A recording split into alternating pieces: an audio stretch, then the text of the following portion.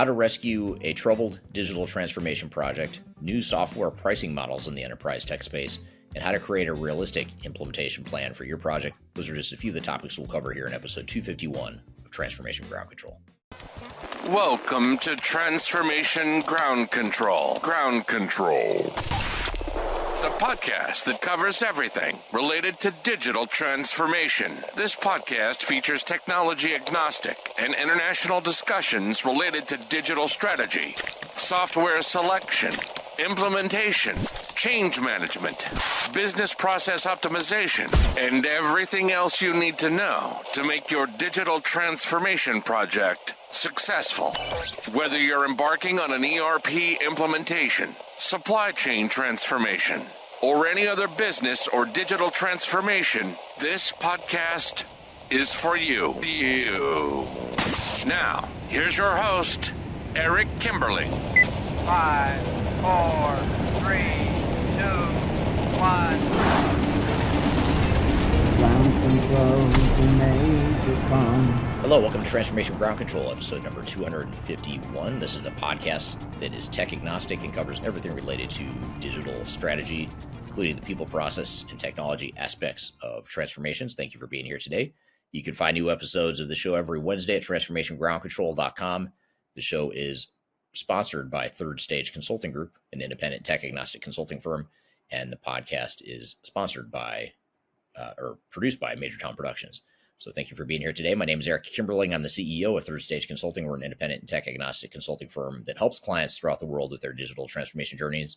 And joining me, as always, is Darian Chwialkowski. Darian, thanks for being here today. Yeah, I'm excited for another episode. Yeah, another great episode planned for you today. We're going to talk about digital strategies and failures and how to get projects back on track if they are troubled. We're going to start off with some social media questions, though, and get into some questions that we've received from you, all the audience here.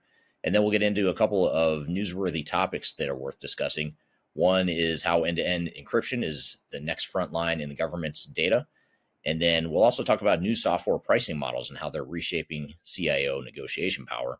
And then later in the show, we're going to talk about how to rescue a digital transformation project that's gone sideways.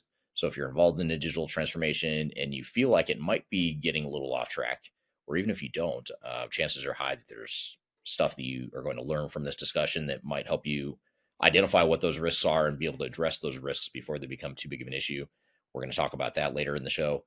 And then last but not least, late in the show, our last segment, we'll get into how to create a realistic digital transformation project plan. So we'll talk about what the difference is between project plans and the reality of those plans, and how you can actually start off with a realistic plan rather than letting the surprises catch up to you later.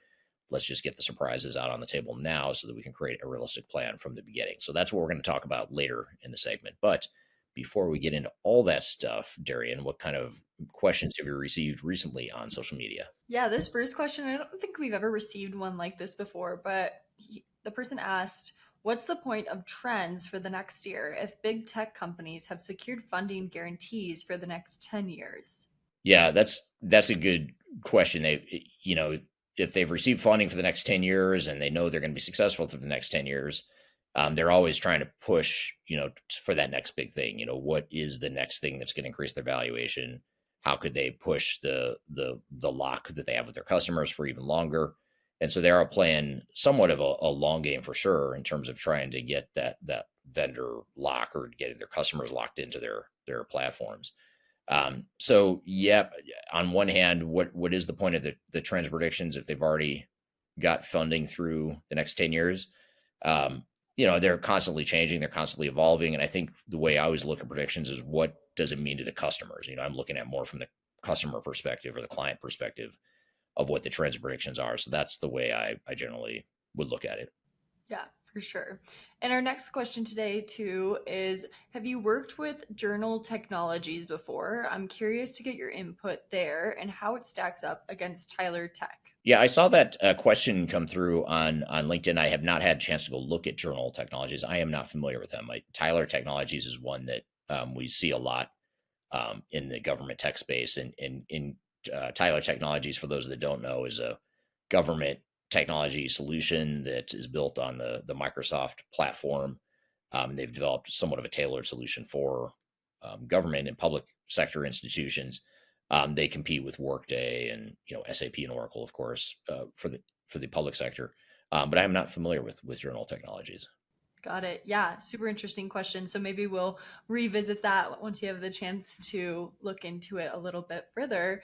But to switch gears here and get into our first newsworthy article of the day, talking about government with Tyler Tech, like you were saying, we have end-to-end encryption becomes the new battleground in government data. So what this article is talking about is the Swiss public sector data protection officers are warning that data residency alone no longer delivers true sovereignty, and that they're pushing for customers controlled end-to-end encryption for sensitive government data. Their guidance explicitly calls out the international SaaS platform like Microsoft D365, arguing that most SaaS solutions don't prevent providers from accessing plain text data and therefore create a significant loss of control. Also, what they were saying, some key takeaways are that customer held keys and E2E encryption change the cloud value equation. So when a government holds keys and providers can't see plain text, they lose access to search, indexing, advanced collaboration, AI assistance, and some native security analytics. Cloud goes from smart managed platforms to secure but partially blind infrastructure, forcing CIOs to rethink which workloads truly belong there. And then along with that, regulators are shifting from trusting contracts, SLAs, and regional data centers to demanding hard technical controls. So they are saying, like, we promise not to look is giving a way to we technically can't look.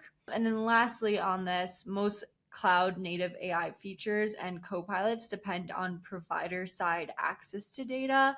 So as agencies are pushing for true end-to-end encryption on sensitive data sets, they'll need new AI analytics or new AI and analytic patterns that keep keys and everything under their control or accept reduced AI capabilities, essentially. So with all this, Eric, just want to get your initial take, and how should government segment workloads kind of split between E2E encrypted and standard cloud to balance functionality, cost, and risk? Yeah, so I think it brings up a really good point, because the sovereignty is a big deal especially for governments and government contractors, but anyone who's working with sensitive information, they care about where the information is stored. But the encryption and the security protocols behind it is really interesting, because there's what seems to be a false or faulty perception that because it's a SaaS solution, that SaaS software provider must be providing world-class security that you don't need to worry about. Well, in this case, it sounds like they do need to worry about it, because it's not meeting their cybersecurity needs and the encryption standards they're looking for. And so you've got to figure out not only where the workflows reside, but just what systems you're going to use in the cloud. What systems and data do you feel comfortable hosting in the cloud, especially if it's outside your country or if it's in another country, versus information that maybe isn't as sensitive, that you can be a little more flexible with the type of provider that you are considering. So I think it's just a good reminder. If anything, this should be a good takeaway or a good reminder to organizations that even the biggest hyperscalers in the world or the biggest cloud software providers in the world aren't necessarily going to provide the cybersecurity protocols you need. They're not necessarily going to provide the data sovereignty you're going to need. They're not necessarily going to provide the workflows and capabilities that you need. And so just like any software technology decision, you just need to fully understand your risks and the trade-offs when you go into the purchasing decision, as well as when you make the implementation as well. For sure. And with that, how should CIOs and CISOs measure the real trade-off between losing some SaaS features and gaining stronger protection from foreign legal access and surveillance risk? Yeah, that's a great question, because I think a lot of times, a lot of us, myself included, assume that better capabilities is better, or the most important thing is you're getting more capabilities. But it could be that you're willing to give up some of those capabilities in the name of cybersecurity or having more control over your data, whatever the case may be. And so I think this gets back into a more fundamental question or challenge that organizations need to focus on, which is, how do you define that digital strategy that doesn't treat or look at things like a one-size-fits-all solution? It's not all cloud. It's not all SaaS. It's not all on premise. It's not all just one software vendor. You've got to look at your entire landscape of technology and your options to understand what's that deliberate strategy that's going to allow you to make the best decisions for your business, and what's the set of risks that go along with that, so that you can focus on mitigating those risks for whatever path you choose. For sure. Yeah, super interesting topic for sure. But I want to get into our next newsworthy article of the day. And this one is about how new software pricing models are reshaping CIO negotiation power. Eric, I think you're going to maybe find this interesting. It says that what's happening is enterprise software vendors are shifting away from seat-based and module-based licensing and toward value-based pricing, AI usage fees, and consumption-driven metrics such as API calls, data volume, workflow automations, and model inference units. CIOs report sudden cost spikes as vendor bundle AI features into core products and raise prices, sometimes double digits even, but that's without clear ROI or transparent usage definitions. These changes are driving renewal shocks, especially for organizations that historically negotiated based on user count, not operational usage patterns or the model-driven workload costs. Some key takeaways are pricing is becoming a moving target. So static seating based pricing made budgeting predictable. But with AI and consumption pricing introduced, that unpredictability can cause budgeting issues, obviously, for businesses. CIOs must negotiate usage definitions and not just discounts. So every new metric, API call, AI token, workflow, upload, inference unit must be clearly defined, capped, and audited. Without these hard definitions, vendors can shift thresholds mid-contract, creating unplanned overruns. And then lastly, vendor lock-in obviously intensifies. I know this is something we talk about a lot on here, but when workflows, integrations, and automations are built around proprietary usage metrics, it becomes harder for CIOs to switch platforms. This strengthens vendor power and weakens traditional renewal negotiation leverage. Eric, what is your just first initial reaction to this article? I feel like you maybe aren't so super surprised by it, but yeah, I want to get your initial reaction. Yeah, it's super interesting because I've been wondering when that time will come, and maybe it's coming now, where as cool as AI is and as much capability as there is behind AI, at what point does AI become a really an accelerated cost? And I think AI certainly costs money, but I think with vendor lock, when you combine the vendor lock with AI, that's a pretty deadly combination for customers, because now you're even more locked in, because not only is your back office enterprise data tied up in these applications, but now you're relying on them to provide the AI agents and the other AI capabilities you want. And then next thing you know, they're charging you for all the AI agents you've deployed and all the data you're using, all the integration you're doing to other systems. And it's sort of a shakedown. It's like, hey, we're going to raise the price because we can. Now, from the technology vendor and the investor perspective, this is awesome. This is great news, because that's exactly what they want. I read this article just the other day. I think it was just yesterday, actually, on LinkedIn. Someone posted an article about how unstoppable the current enterprise tech space is. And I read it because it actually runs counter to a lot of what I'll say, which is, I think there's chinks in the armor or cracks in the foundation of the current incumbents in the enterprise tech space, because I think the way they're leveraging their power, and in some cases being accused of monopolistic antitrust behavior, and they're pissing off customers left and right. I've been talking more about the negative fallout from that, but I read this article and I was super fascinated because they were talking about how great this is. And they were coming at it from the perspective of a technology vendor and investors in the tech space, about how great this is and what a good job software vendors are doing of creating vendor lock, or creating lock with their customers. And it was really interesting because I always think vendor lock is bad. In my mind, I think it's bad, but I'm looking at it from the perspective of clients. But in this case, in everything you're talking about, this is great for the vendors, because now they've got you locked in. They can charge you more. They can, justify it in the name of value or whatever they want. But the reality is they're doing it because they know you're not going to switch. It's going to be super painful and disruptive for you to switch once you're locked in. So let's just get you locked in, do what it takes to get you there, and then we'll will sort of it will sort of ramp up the costing and the pricing models after that.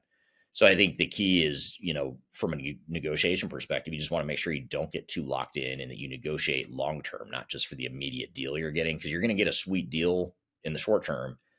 That's not the issue. The issue is what's that sweet deal going to turn into in 3 or 5 or 10 years from now. And that's where I'm curious to see if there is going to be a day of reckoning. I don't know how it's all going to shape out, but I feel like it's almost like a nuclear arms race of who's really in charge here. Is it the tech vendors or is it the customers of the tech vendors? Who's really in charge of their businesses? And I don't know. It's fascinating. It's kind of an escalating, ratcheting up the tensions, I feel like, or the conflicts or the potential conflicts in the future between software vendors and their customers. Yeah, absolutely. And what governance mechanisms are needed to monitor real-time consumption across APIs, AI workloads, and automation platforms like they're talking about? Yeah, that's where it gets tricky because, the software vendors are not, they're probably they're probably rolling the dice and assuming that most customers are not going to audit their subscription costs. If you're getting charged by number of AI agents and the number of API calls, who has time to go look and make sure that they're charging you the right amounts, but yet you're going to pay the bill every month? Because if you don't pay the bill every month or every quarter, they're going to shut off your access and you can't run your business. So I don't know. It's pretty unhealthy the way we're headed. I think it's unhealthy for customers. Again, it's really good for vendors. And if I intentionally don't invest in technology vendors just because of our independence as a company. I don't invest in any of the big tech providers that we work with just because I don't want there to be any subconscious bias that I might have for any of these vendors. But if you are a tech investor, this is actually really good news. And I would advise people go invest in some of these companies because their stock prices are going to keep inflating. At some point, I think the bubble will burst. But for now, we're on the upward slope. So it could be a really good time to invest in technology. Investors love it. Tech vendors are loving it. The question is, will customers love it in the years to come? And I don't think they will. For sure. And one last question with this. How can CIOs push vendors for clearer ROI models when AI-driven pricing bundles lack transparent performance or productivity outcomes? Yeah. And I'll add to that.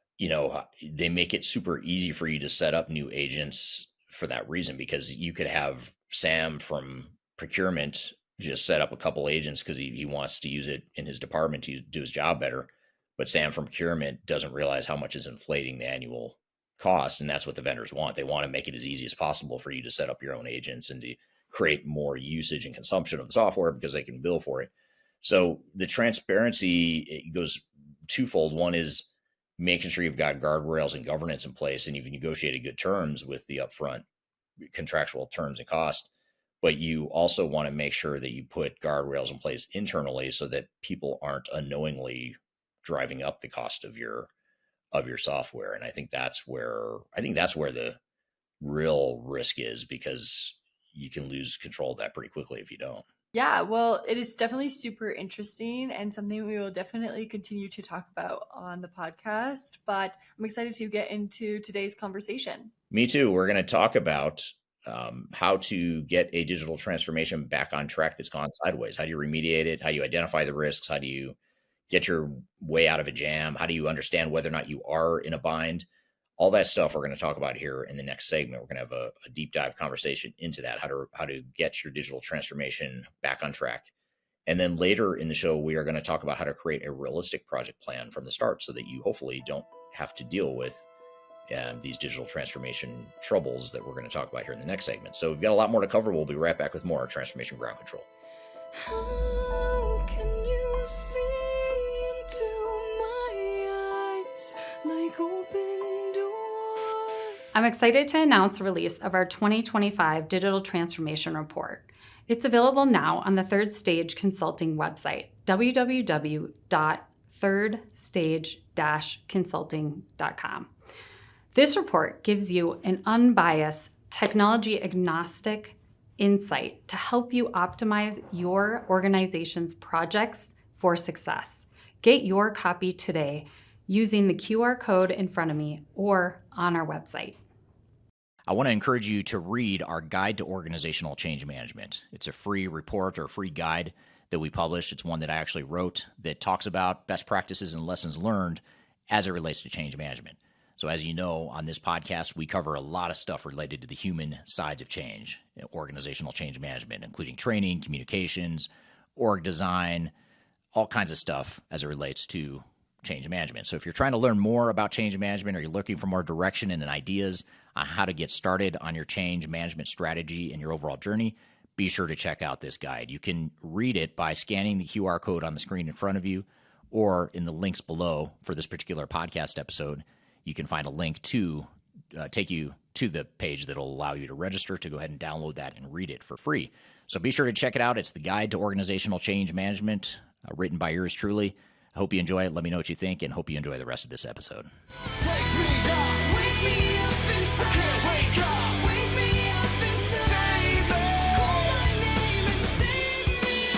Hello, welcome back to Transformation Ground Control, episode number 251. My name is Eric Kimberling, here with Darian Chwialkowski. You can find new episodes of this show every Wednesday at transformationgroundcontrol.com. This show is sponsored by Third Stage Consulting, which is an independent and tech-agnostic consulting firm that helps clients throughout the world with their digital transformation journeys. It's produced by Major Tom Productions. If you'd like to collaborate with us on this podcast or any other content we create, please feel free to drop us a line. We've included contact information for Major Tom Productions below. So our conversation now, we want to dive into a conversation around digital transformations and how to remediate them when they've gone sideways. Too often organizations fail to recognize that there's risks in these projects and that they've run into problems until it's too late. And so that's what we want to discuss here today. I would love to hear from you what the biggest challenges that you're facing in your digital transformation today. So I'd love to hear your thoughts in the chat. I'm going to walk through today some steps on how to remediate a failed or troubled project. And I guess the first thing before I jump in, and again, I'll keep an eye on the chat to see what comments you have. What are the biggest challenges you've seen in your digital transformation experience, or perhaps you're going through one now and you'd like to share some experiences you have there. I'd love to hear your feedback. But one of the interesting things about digital transformations that maybe is good news and bad news is that most statistics peg failure rates of digital transformations right around 80%. And that's been a remarkably steady number over the last several years. So if you go back decades, actually, from when I first started my career in this space, I remember 80% being the published or the common number you would see from Gardner or McKinsey or whoever would put out a study about digital transformation failure. In fact, I've done my own research over the years and found the same to be true. And what's interesting is that technology has advanced so much over the years. And in some ways, digital transformations in theory or on paper should be going a lot more smashingly than they are now.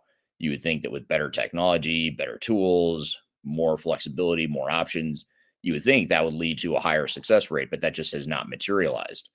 In fact, I would argue and submit to you that failure rates are actually increasing and are bound to continue increasing for the simple fact that the gap or the chasm between what organizations are capable of today versus what technology can do tomorrow, that gap is widening so greatly that it's creating a bigger chasm or a bigger jump that organizations need to make. And with that increased jump or that increased chasm comes increased risk and increased likelihood of failure. So it's not necessarily intentional. Obviously, the tech industry, I don't believe, is trying to make it more difficult to implement new technologies, but they're advancing so quickly and exponentially that organizations simply can't keep up. There's just too much inertia. There's too much slow movement at big organizations, especially. And that's not a bad thing necessarily. That's just how bigger organizations or organisms work. But the fact of the matter is how do we pivot when we run into trouble? I think the biggest challenge that organizations have in these digital transformations, and the biggest challenge that failures have often, is that they don't recognize the problems in time. They ignore the problems. Maybe they're just not aware.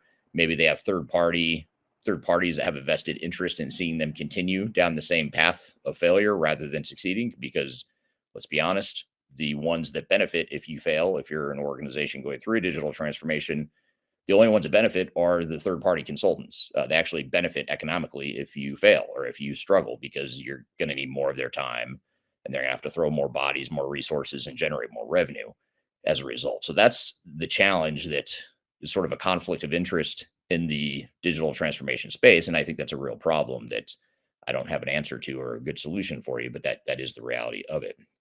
So that's the context for digital transformation failure. And what I want to do today is share with you a bit more of a framework and just some steps to walk through to get your digital transformation back on track. And then just a couple early comments that we've gotten here from my question of what causes some of the challenges in your experience or in your opinion. Sheriff Fried from YouTube says recruiting the right people for the project is probably the biggest challenge. Spotting unrealistic delivery timelines promised by consulting firms is another one. Brilliant point. And in fact, if this topic or if this conversation were focused on how to avoid failure in the first place during the planning stages, that would be one of the things I'd say is the unrealistic timelines that technology consultants and vendors put in front of clients is oftentimes borderline ridiculous. The assumptions are inaccurate. They've lowballed the estimate to try and win the business, and they've tried to convince you that the project's going to be a lot easier than it really is. And that's a sales tactic. It works. It sells software, but what it does is it leaves the customers holding the bag at the end of the day with a troubled project. They've already bought the software. They're in knee deep into an implementation. By the time they realize that the project was never going to finish on time or on budget because the budget and plan were completely unrealistic. So really good point. I'm sure Friday couldn't agree with you more.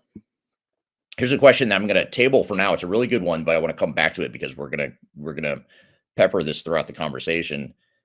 But Christina on LinkedIn says, please tell us your opinion on how AI will affect system and digital transformation. And I'll come back to this, but I will say that AI, this is another great point, by the way, because AI, in theory, should be helping dramatically decrease the time and cost to do some of the technical activities related to a digital transformation.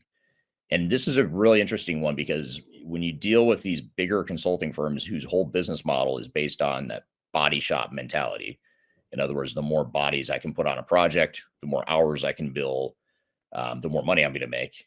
That's one of the conflicts of interest as well. And that I think, on one hand, you see these big consulting firms that are embracing AI and giving it lip service, but yet in our experience, what we're seeing is we're not seeing a material drop in the level of effort that's put into these projects. If anything, it's creating more opportunities or more excuses to put more bodies on the project because now we've got AI capabilities that the clients are trying to deploy.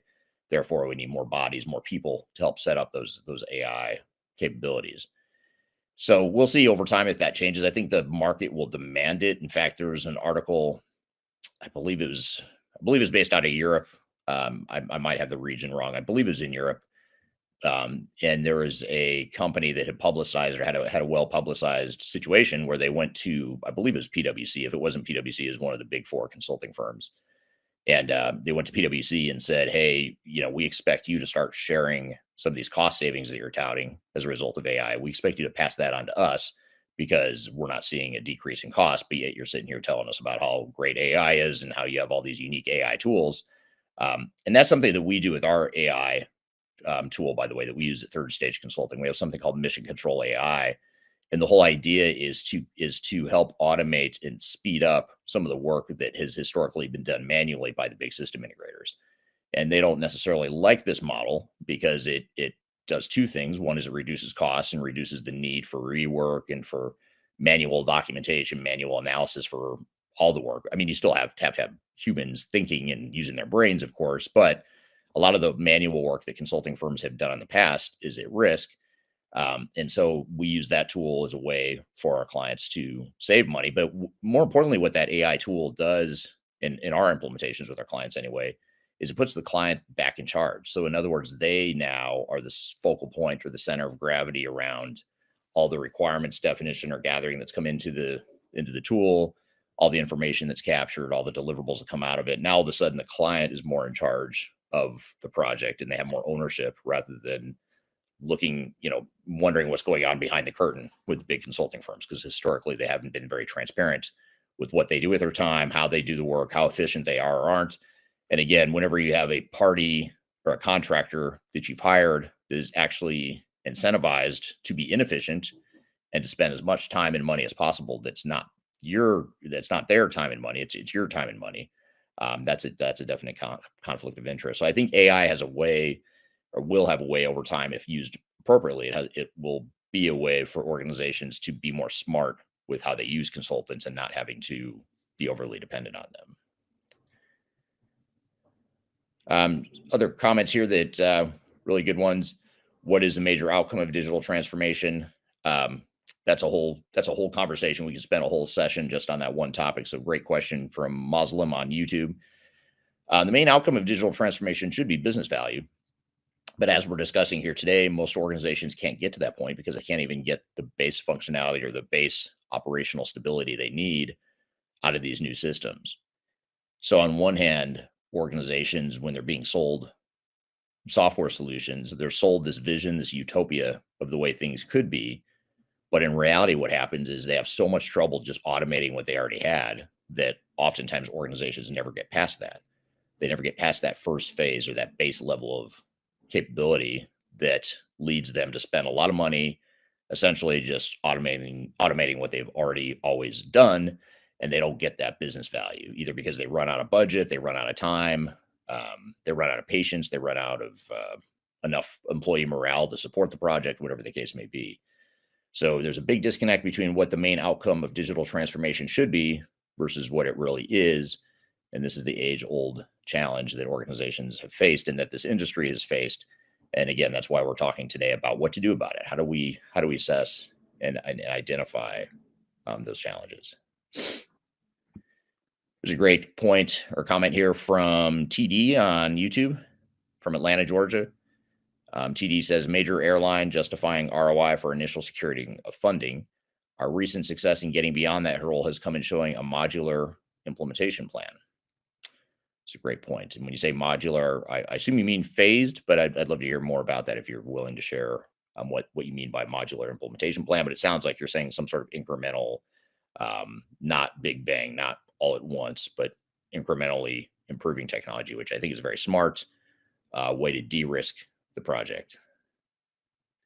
And I think you just answered the question for me before I asked it. So TD followed up on YouTube, says addressing very specific business challenges with obvious high value return, and then implementing parts of the larger system solution to realize quick and early value. So thank you for your feedback there. So great comments so far, great discussion, and thank you so much for sharing all your thoughts so far. And please keep the conversation going here in the chat while I get started on a couple of thoughts here. But the first step, if we're looking at the steps you would go through to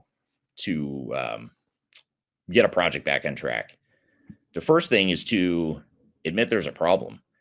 And this may sound like a no-brainer, but it is really interesting to me how organizational dynamics and organizational psychology can get in the way of common sense.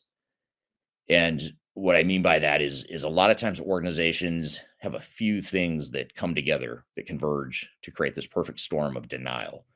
And the reasons for that are, one is oftentimes organizations don't understand, they don't know what they don't know. They don't know what a digital transformation should look like.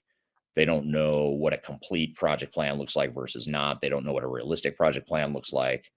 They don't understand that your software vendor is just one cog in the machine. They don't need to be, nor should they be, the ones owning and running the entire project. Yet that's how most organizations manage the projects, is they allow the software vendors and their implementation technical partners to be the ones to control the entire project.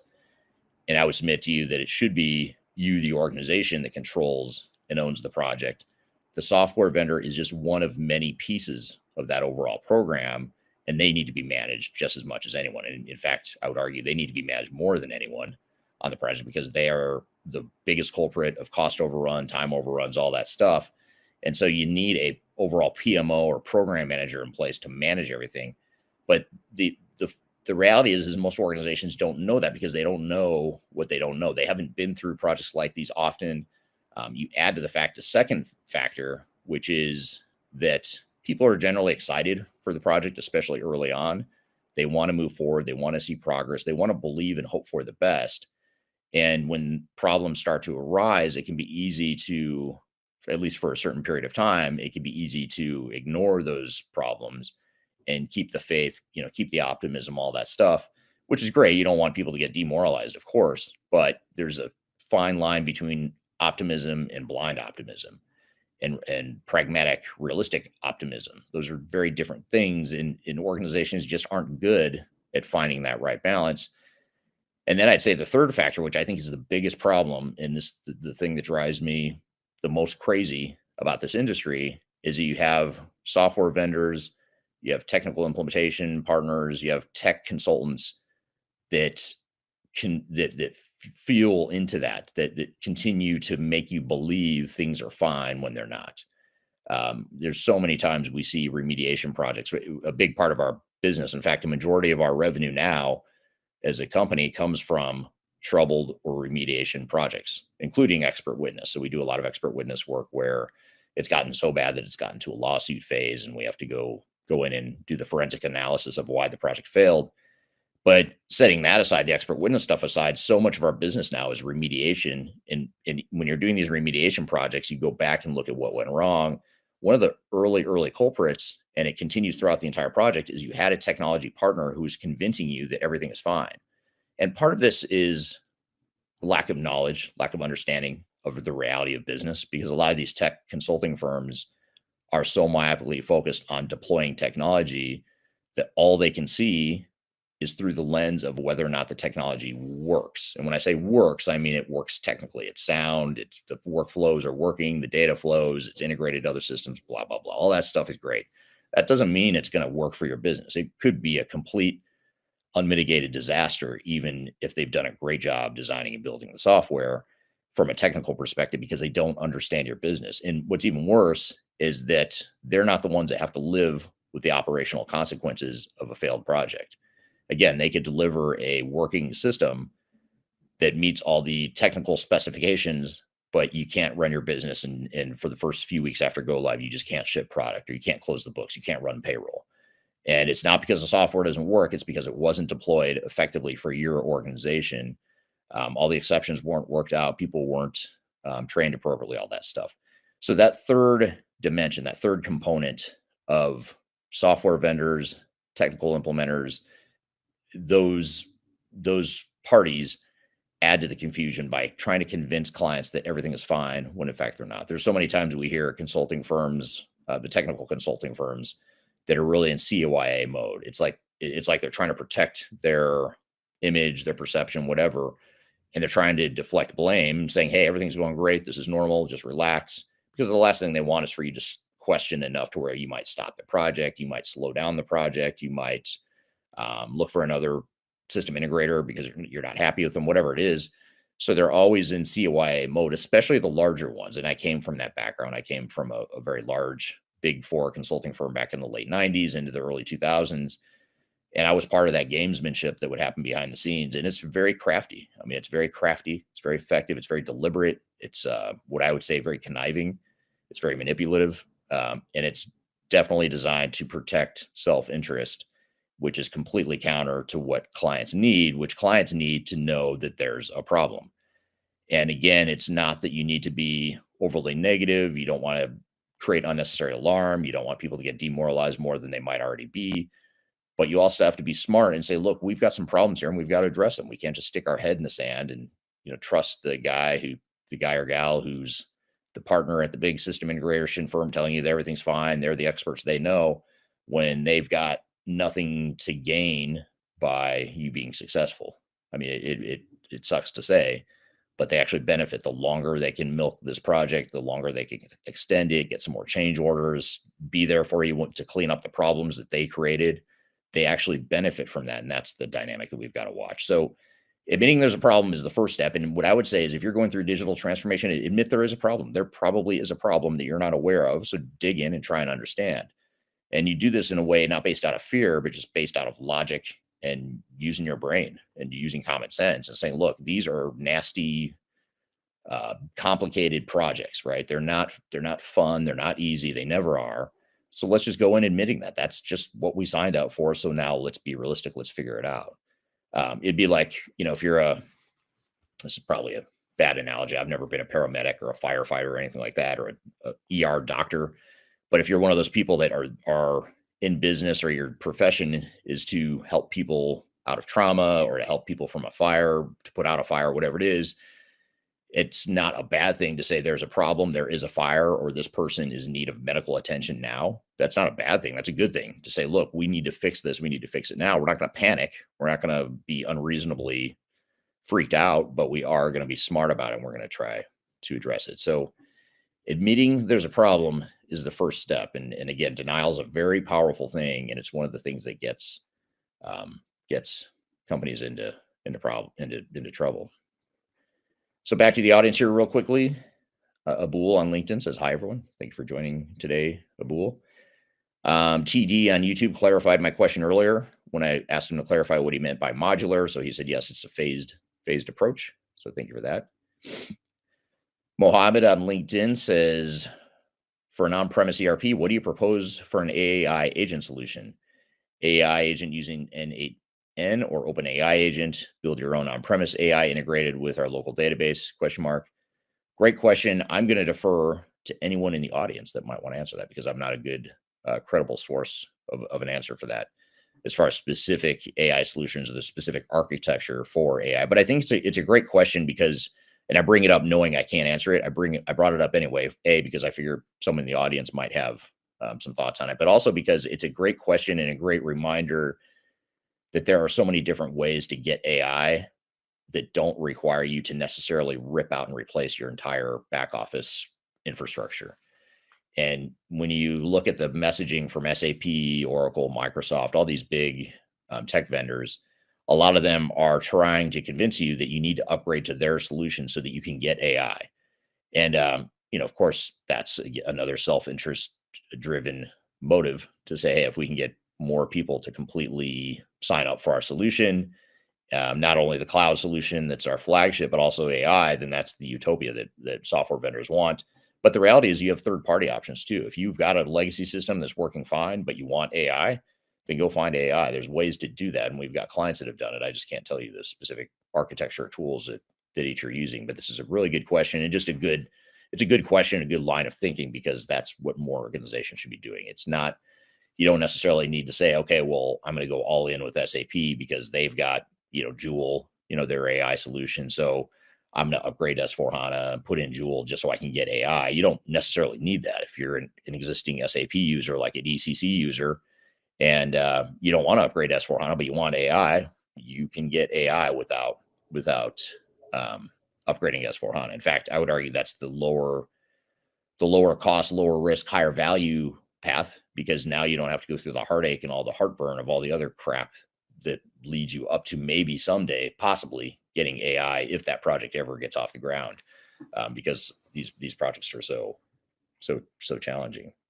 So Bipin says on LinkedIn, Bipin says 1, acceptance of the problem, and 2 is user adoption. So yes, we will get to user adoption as well. Great points there, and I appreciate you sharing that. And here's a nice comment from B-Boy on YouTube. B-Boy says, sir, you are superb, outstanding. Your thought process and coaching content is just phenomenal. Thank you for that. I appreciate that. And any other thoughts or questions you have, I'd love to hear from you here. And so we talked about the first step, which is admitting there's a problem.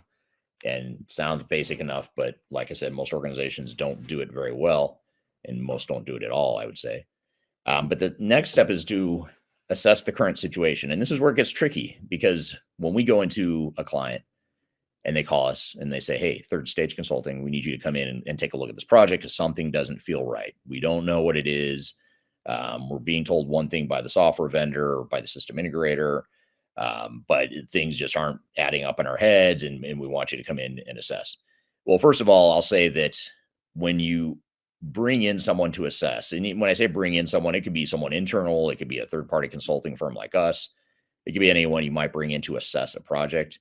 The technical vendors generally don't like that because they want to protect their turf. They view it as their projects. They've got their cash cow to protect. And this statement is true. The bigger company you are and the bigger revenue generator you are for the technical vendors, the more this is true, is that they're going to do whatever they can to protect that cash cow and that revenue stream.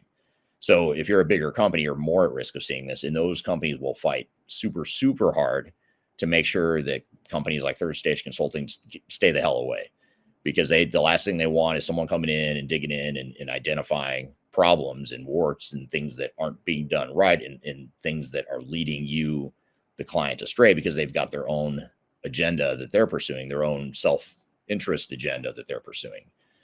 But you still need to assess the situation. I think this is where you've got to use a lot of finesse. I think this is something our team is really good at. We don't come in like a wrecking ball and start pointing fingers and throwing blame around, or trying to threaten anyone's turf. Nothing like that. But there's a lot of defensiveness that comes along with troubled projects. A lot of protecting your image, the CYA, cover your ass mentality. And so again, that creates a bit of a smoke screen where it's hard to see past that. It's hard to see past, well, it doesn't feel right, but they're telling me this is normal. I get these status reports every week and everything's green. Yeah, there's a couple of yellows, but they say they've got it under control. That's what it says on paper on these status reports. But I look over here and what's happening on the front lines, and it looks like a complete disaster. Well, first of all, I'd say, again, back to my point number one, admit there's a problem, go with your gut. Chances are you're probably right, because usually there are challenges on these projects. And usually by the time you recognize that there are challenges, typically what we found is that the challenges and the issues and the risks are a lot greater than you realize. So if you're starting to feel like there's something there, chances are not only that you're right, but you're probably underestimating what those challenges really are and what the risks really are. So the finesse part of this comes in to play, where you've got to assess the current situation in a way that is transparent. I mean, you need to have complete transparency when you're doing these assessments. But the other tricky part is, oftentimes when we do these, and most of the time, I'd say 80 or 90% of the time we do these current state assessments of the project, you don't want to stop the whole thing yet. And you may never want to stop the whole thing completely.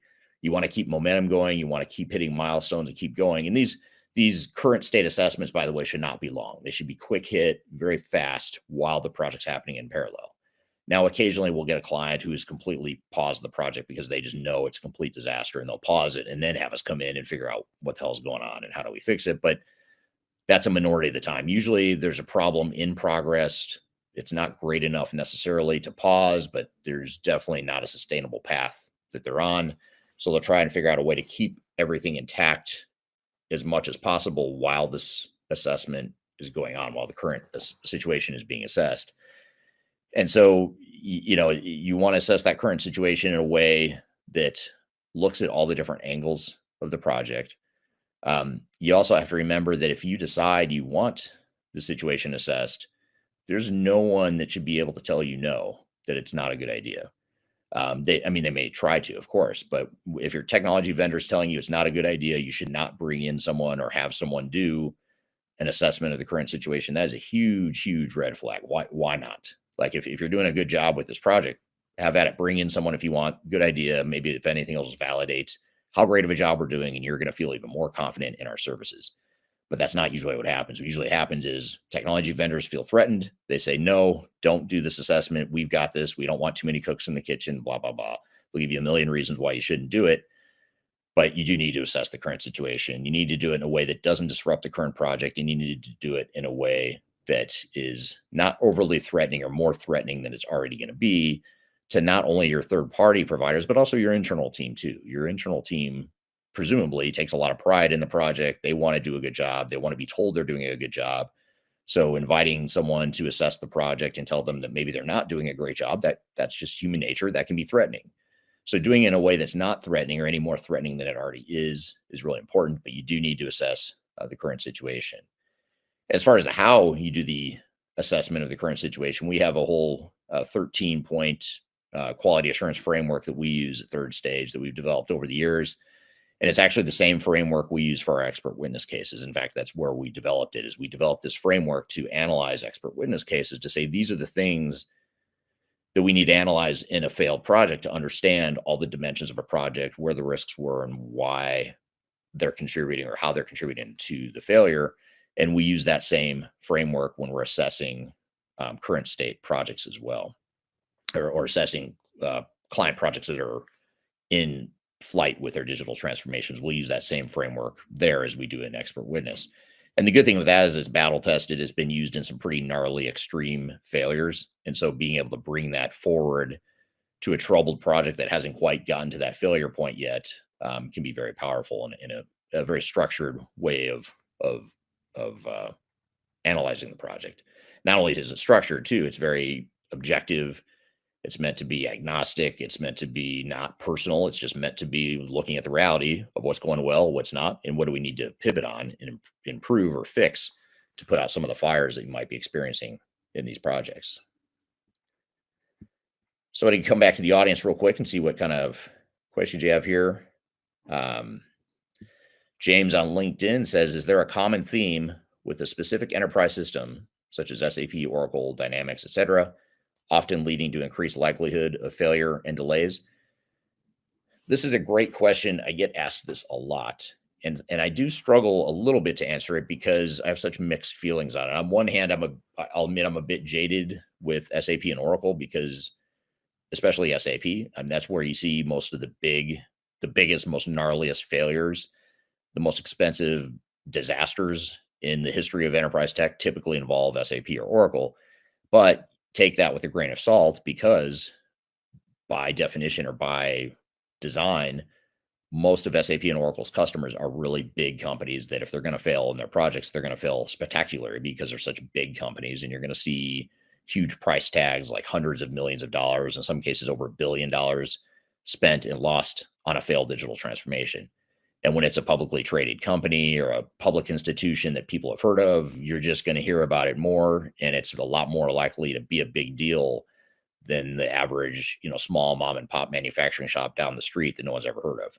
And it is not going to fail nearly as spectacularly, but for them, relatively speaking, it can still be a complete disaster and enough to, in some cases, put them out of business. But generally, you don't hear about that in the same way you hear about the big SAP and Oracle failures. So that's the caveat I'd say is yes, there are, I'd say, more big dramatic SAP and Oracle failures than anything, but I couldn't tell you how much of that is due to the software as it is the nature of the customers. I will say, though, that the problem with SAP and Oracle, and I'd say this is just as a broad generalization, that's not always true, but as a broad generalization, the bigger the technical vendor you're working with, the more likely it is that they're not going to have a bad product necessarily. They probably have a better product. I mean, you could argue that SAP has one of the best ERP systems in the world. I know many of you will agree with that, and I'm sure many of you will strongly disagree with this. And I'm not here to talk about the merits of SAP versus Oracle versus Dynamics, but what I will say is that the problems that happen in a big SAP project are not nearly as much related to the technology itself as it is the nature of the way those projects are managed. And a lot of the dynamics I just talked about with big SAP partners who have a big cash cow to protect, it creates a ton of really unhealthy, destructive behavior that leads to failure more commonly not because the software sucks or because the system can't handle what the client needs, but because of all the other stuff I just mentioned, all that the conflicts of interest, the gamesmanship that goes into protecting turf and protecting cash cows and things like that. That's the stuff that leads to failure. And so again, that's more of a function of the fact that these are big organizations that have created a juggernaut of a sales engine to basically sell as much software as possible. We're here discussing how to remediate a digital transformation that's gone sideways. We've got a lot more to cover. We'll be right back with more Transformation Ground Control. I met her in a club down in Old Soho, where you drink champagne and it tastes like Coca-Cola. If you're about to embark on the jungle of digital transformation, check out my new book, Welcome to the Jungle. It's a book that just came out in late 2025. It's my second book, and it's a book that focuses on digital transformation failure case studies and talks about the lessons and takeaways from that. It's 300 pages packed of all the lessons and things that I've learned from having been an expert witness in lawsuits related to digital transformations, and also with our team helping clients recover some of their failed projects. I've included as many lessons as I could possibly fit into one book here. You can read this book. You can order it anywhere in the world in hard copy format, which is this format here. You can get it in paperback. You can also get it electronically as well. Scan the QR code right here or go to the links below for your copy. Hope you enjoy it. Let me know what you think. Are you looking for ways to promote your product or service to enterprise technology decision makers and influencers throughout the world? like the ones who listen to this podcast? Major Tom Productions creates media, events, and influencer marketing for B2B technology providers. Our productions are exciting, educational, disruptive, and effective. Most importantly, they create results. Our content is unlike any other in this industry, engaging, influential, and trusted by technology buyers and influencers throughout the world. Each month, our productions reach hundreds of thousands of targeted buyers and decision makers who trust and engage with our honest and tech-agnostic content. With long-tail viral results and engagement with our content, Major Tom Productions provides a way to reach your target market and create awareness, calls to action, and a connection with potential customers. So, collaborate with us today. Learn how we can feature your product or service on podcasts such as Transformation Ground Control, Journey to S4HANA, and Journey to Dynamics 365. We can also feature your brand on our YouTube channel called Digital Transformation with Eric Kimberling, which boasts over 100,000 subscribers and over 2 million video views per year. You can also participate in our in-person events, including our Digital Stratosphere Conference. Contact us today to learn more. We can tailor a marketing campaign that works for you. We look forward to helping more people learn more about and become engaged with your brand.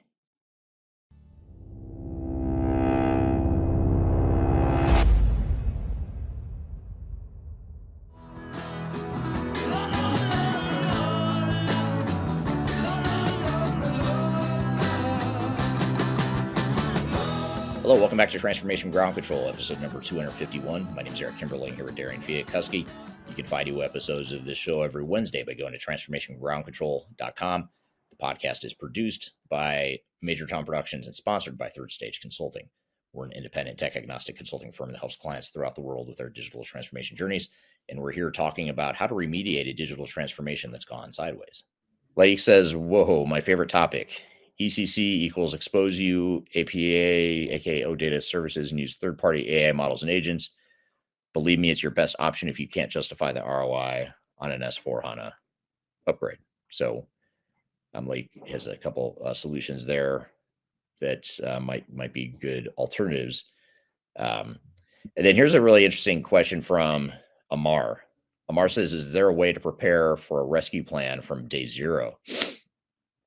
It's a great point. I don't know that I would necessarily call it a rescue plan from day zero because there's nothing to rescue yet, and you don't want to necessarily prematurely worry the masses, if you will. If you're an executive, sure, let's talk about this behind closed doors. That yes, this is going to be challenging. It's going to be gnarly.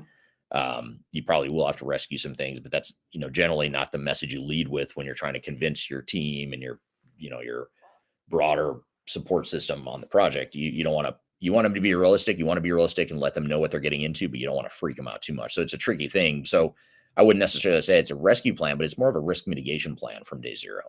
So the key here is, how do you set up objective, transparent, and realistic risk mitigation from day zero? That's the trick here. And the dynamic that you're touching upon here, Amar, is that, again, in true CYA fashion, if I'm the vendor, if I'm the technical implementer, if I'm the system integrator, I'm probably more likely to put a status report out that has way too much green on it and not nearly enough yellow and red.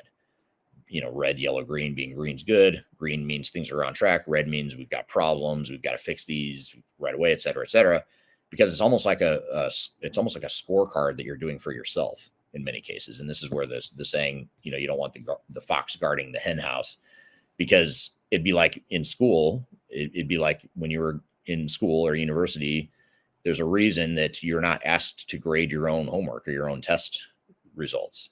You could, that might, save the university money if you did do that, but there's a reason they don't. But yet, as corporations, we rely on the information, the self-assessment information provided by our vendors and our system integrators, which is a huge problem, because in that situation, you're going to get green status reports, and they create a false sense of security that's not true. And I'm not saying everything needs to be yellow and red and the sky is falling and it's doomsday scenario from day one, but you need to identify those risks before you feel them, before they become obvious to you. And what we view with our clients and the way we look at it is we want to be the ones to help them see around the corner what's coming next before they run into it. If you run into it, it's too late usually by the time you get to the problem, or by the time the problem materializes to the point where you see it and feel it. Generally speaking, you've gone too far, you've waited too long at that point. So we've talked about 2 steps so far. We talked about admitting there's a problem. We talked about assessing the current situation. And then the next thing we need to do is we need to prioritize the risks and issues. And if you are anything beyond, actually, I'll take it back. If you are anywhere in your digital transformation journey right now, and I mean anywhere, if you're on day 0, if you're just a few weeks, a few months into it, or if you're just about to start your digital transformation, if you haven't identified risks and issues and started to see some signs of yellow and maybe even some signs of red, there's something you're missing. You're not seeing the full picture. You're not seeing below the tip of the iceberg right now. And so there's going to be risks and issues. That is not, that's not really a debatable fact, in my opinion. You are going to have risks and issues no matter who you are, no matter what vendor or partners you're working with. I'd love to say, even if you hire third stage, though, you'll have no risks or issues. You're going to have risks and issues no matter who you hire. The question is, how quickly do you recognize them? How do you prioritize them? And how do you mitigate them? And so prioritizing the risk and issues is important, because oftentimes the further you are into the project, the bigger this list is. And oftentimes we go into these projects and there's 100 things that you should be doing differently and better. You should have done from day one, but you didn't.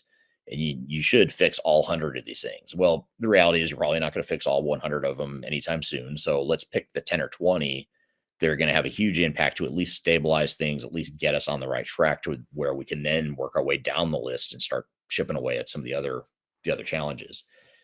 And so prioritizing those risks and issues, and again, doing this in an objective way, is really important, because again, the dynamic we see in these sorts of projects is that oftentimes the technical vendor will, even if let's just say they do identify the risk or they agree that there is a risk, oftentimes what they'll do is they'll understate or underestimate the significance of that risk.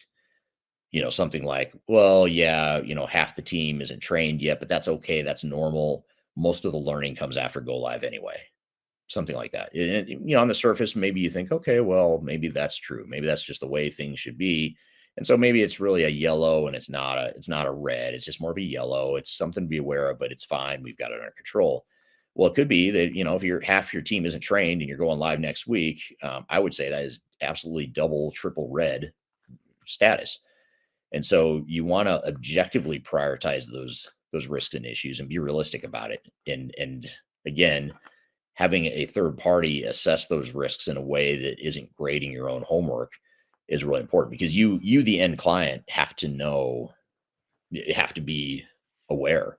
And you could decide that maybe you don't think it's as big of a risk, but if you consciously decide that yourself and you make a smart, objective business decision, that's fine. That's different.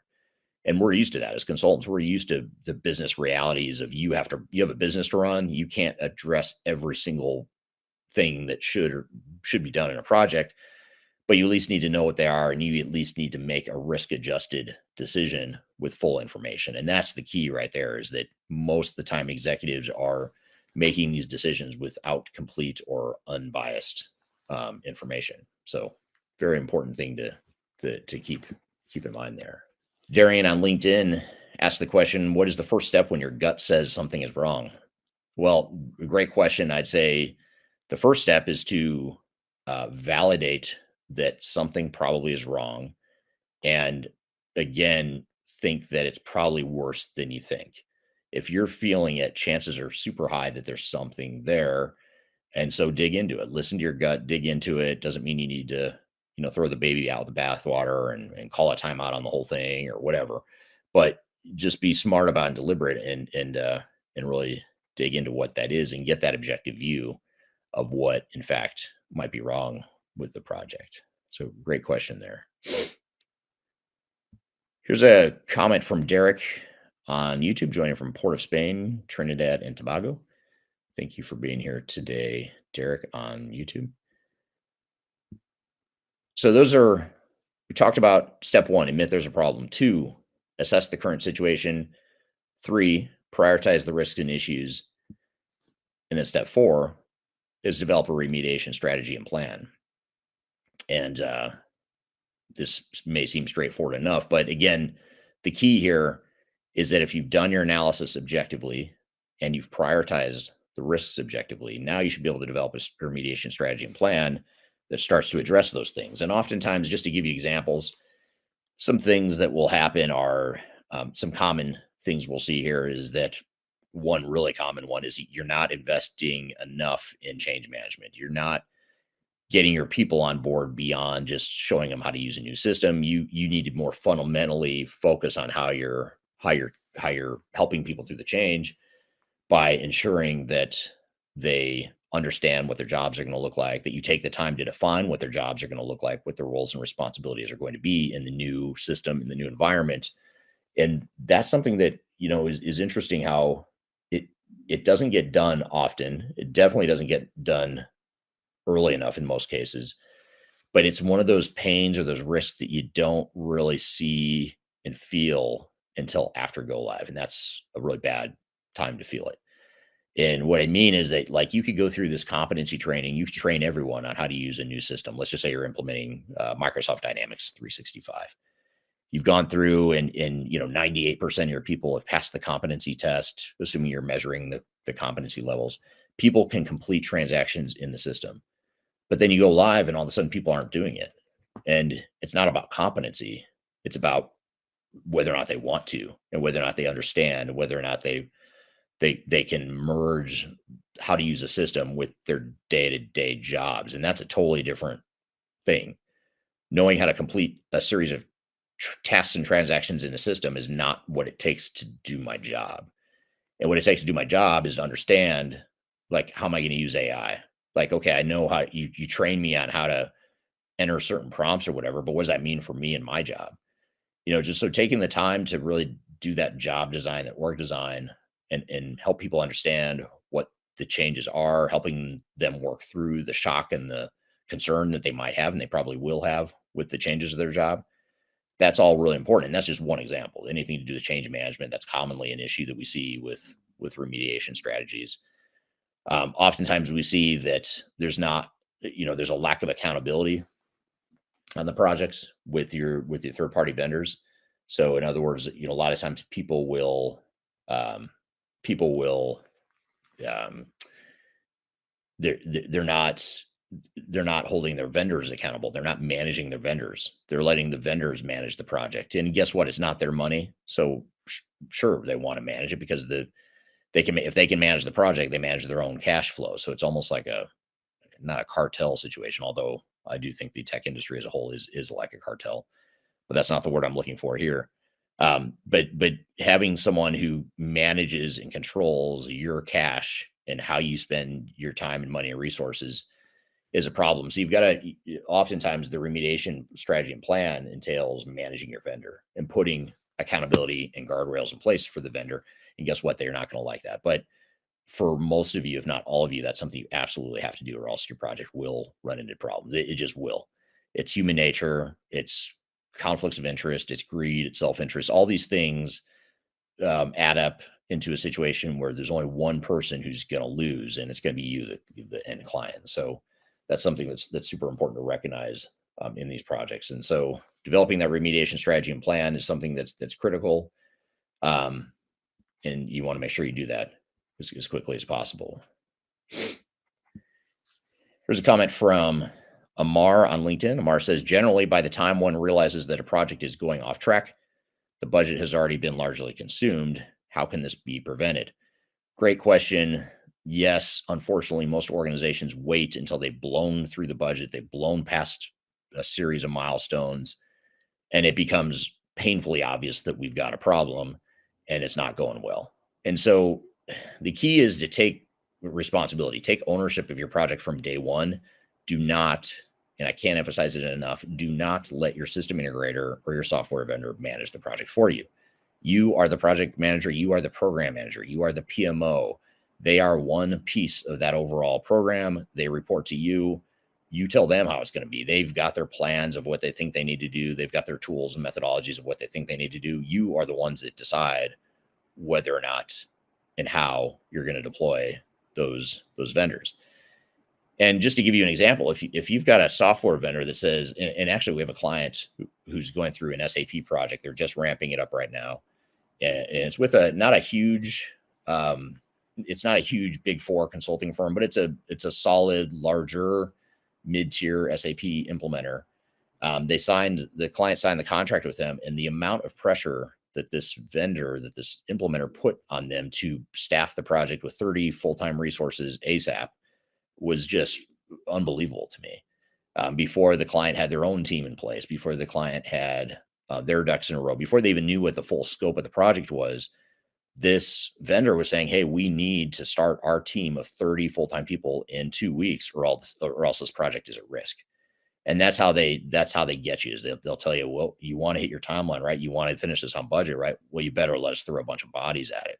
And again, if and when you don't get the budget anyway, because you've wasted and burned a lot of time with unnecessary resources too early in the project, again, the only one that's hurt by it is you, and the person that benefits is actually the person who convinced you to do something that hurts you. So again, if that's not a conflict of interest, I don't know what is, but that's the dynamic you have to watch for. And so you don't want to wait until the project gets over budget. You want to put guardrails and PMO, program governance in place, and management of the system integrator early on, because it's a lot harder to change that later. If you let them do what they want and run amok with the project, 6, 12, 18 months into the project, it's really hard to undo that. So you can, because you're a business. If you need to fire them, you can, or whatever, but that's a little dramatic. You might as well just work through that expectation setting early on from day one, so that you can objectively see the time and money that's being spent on projects. So that's what I would say, is manage the project, put a PMO in place. And if you don't have your own internal PMO, get it from the outside, get someone who's objective, that's not affiliated with the technology or the software vendor, because again, they're the ones that are going to consume and suck up all the time and money, when in fact, a lot of that time and money should be dispersed to other work streams, things like change management and training and the architecture and integration of other systems. Maybe you have third-party systems you want to deploy. You need to make sure that you're deploying capital and resources and time appropriately throughout the program, not letting one vendor within the overall program suck up all that time and money that doesn't benefit you at all. So we've talked about 4 steps so far. There's 1 step left. And well, it's not really a step. I talked about how you develop a remediation strategy and plan. You're not going to boil the ocean overnight. You're not going to fix everything overnight. You want to make sure you're getting to the root causes of what's really causing the problem. And it could lead to, a whole spectrum or a whole continuum of options. It ranges from, hey, we're just got, minor little incremental improvements we want to make to slowly get this thing back on track. In some cases, it could be more extreme than that. And that's the 5th thing that I'll talk about, is that don't be afraid to pause or stop the project. It is somewhat of a last resort. I wouldn't suggest it as a going in strategy or as a option A, but for some of you, it may be that you do need to pause or stop the project, even if it's just temporarily, even if it's for 30 days while you get your house in order, while you reorganize the team, while you reorganize the plan, recast the plan. The last thing you want to do is find that, we've got all these problems and we're going down this path that's the complete wrong path. We're just going to keep doing it, and we're just going to keep blowing money and bleeding money out this way, knowing that we've got to pivot and go this other direction. So for some organizations, when it's that extreme, where you are completely off track and your vendor's off doing their own thing, and you've got to redirect them, sometimes you just have to pause it, and they will absolutely kick and scream and resist that so heavily, because again, they've got a cash cow to protect. And if they've put 30 or 50 full-time people on this project, that's 30 or 50 people now they've got to figure out what to do with. And of course, they're going to tell you, don't do it. We may not get these resources back, and you'll lose all that tribal knowledge, and we'll lose all the momentum we built. Well, it doesn't matter if the momentum and the tribal knowledge was taking you down the wrong path anyway. So you can set that aside. That's a non-issue. But there are times where you may need to pause the project, and a good partner will understand that. And a good partner will actually help you through that and encourage you to do that to make sure you get things right. A self-interested partner will say, don't do it. Keep, hold the course, just hang in there. This is normal. Everything's fine. Because again, their stopgap and their solution is a change order. All they need to do is say, well, yeah, things are going to be fine. We just need a change order to fix it. and you shouldn't be the one paying for your vendor's mistakes or their lack of accountability for the project.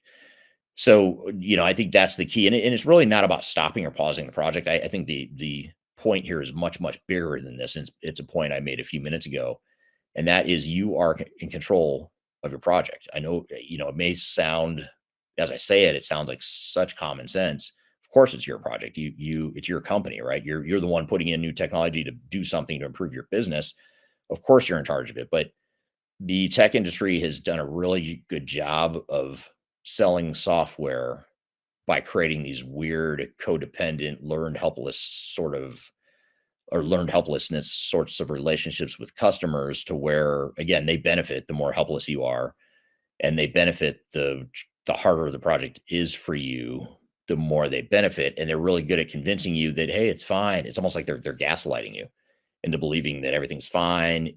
Maybe you're the problem. I mean, they're not. You just need to get your shit together, and then everything will be fine. But they're good. Everything they're doing is fine. You just need to find more people, or do your deliverables faster. And so there are times, though, you need to pause or stop the project. There's times where you may need to fire your system integrator and say, this is not working. You need someone that's smaller or more nimble, someone who's a little more focused, someone who's not going to blow your budget so quickly.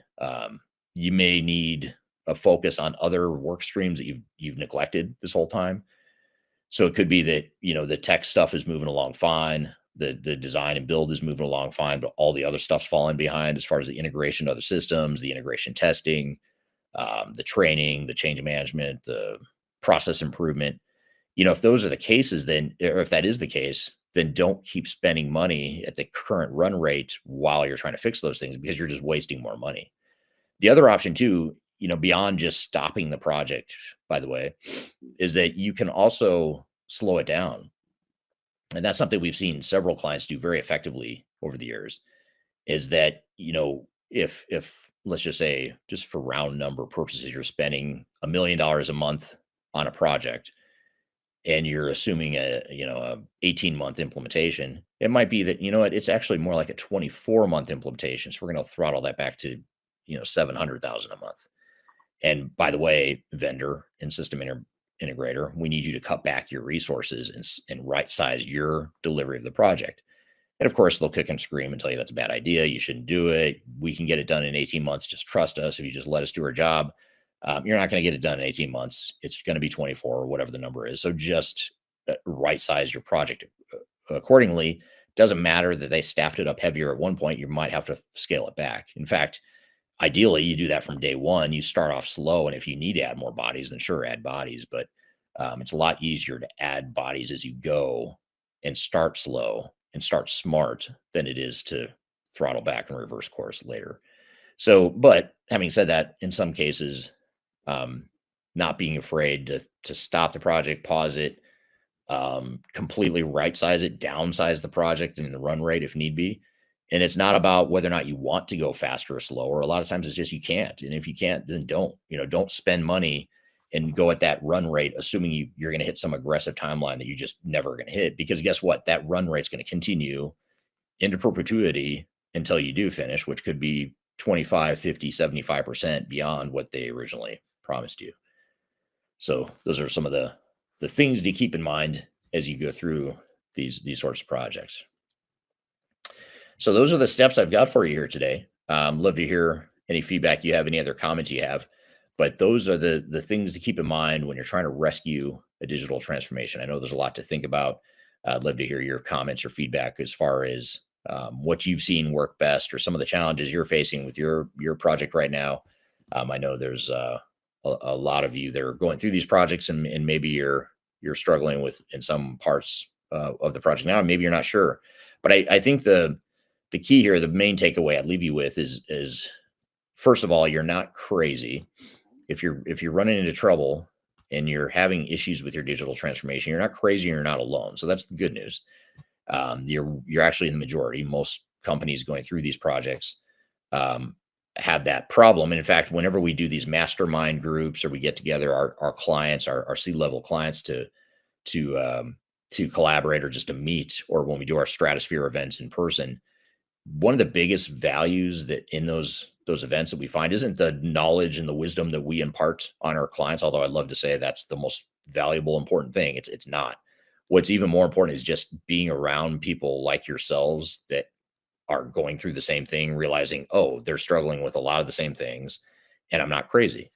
And, a lot of times I actually get that comment a lot from clients, especially new clients. They'll say, I can't tell you how many times I've heard the comment like, Eric, or Third Stage, you must think we're crazy.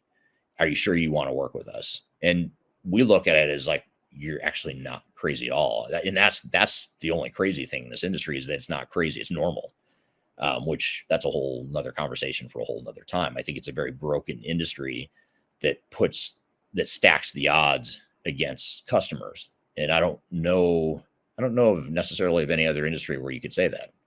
If anyone has a good example, I'd love to hear it, because I've struggled for 25 years to find an industry where the entire thing is stacked to basically harm customers, not intentionally, but it's the way it's designed. It does harm customers, and it benefits the tech industry really well. I mean, look at the valuations of all these companies I've mentioned here today. They have incredible valuations on the stock market. Their stock prices are high, especially SAP and Oracle.